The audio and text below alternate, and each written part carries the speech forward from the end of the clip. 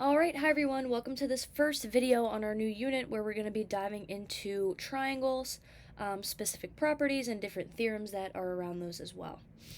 So our first lesson, what we're going to just be doing is refreshing ourselves on some triangle definitions, and we'll also work on classifying triangles based on their properties. So we do have a little bit of exposure to this already, but it's good to remind ourselves of this vocabulary because we have to make sure, there's a lot of it, we got to make sure we know it all.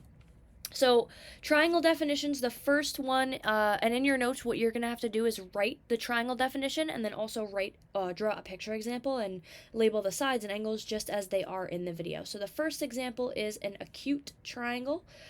So, this is where all of the angles are less than 90 degrees. So, in this case, you might be able to see that, like, these triangles can be classified in multiple ways because what you should realize is that this is also an equilateral triangle, right?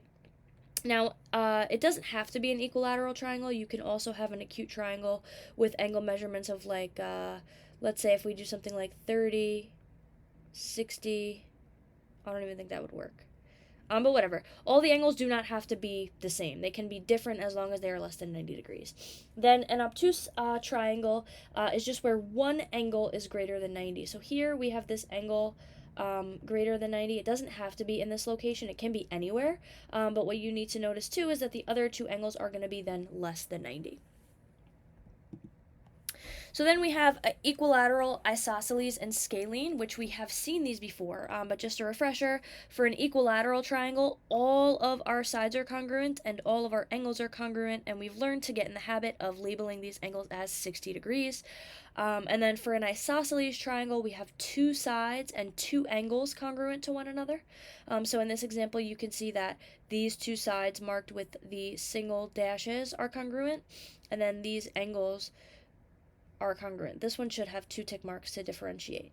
And then scalene, no sides or angles are congruent here, so you can see the differing labels. So we have one tick mark, two tick marks, and three tick marks to show us that none of those sides are congruent.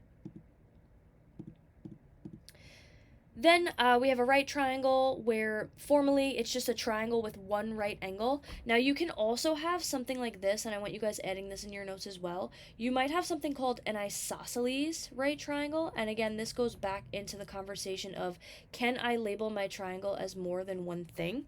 And you definitely can. Sorry about that. So this might be an isosceles right triangle where you would have like your legs here being congruent to one another. So just be aware that is possible and you might see that in your task cards.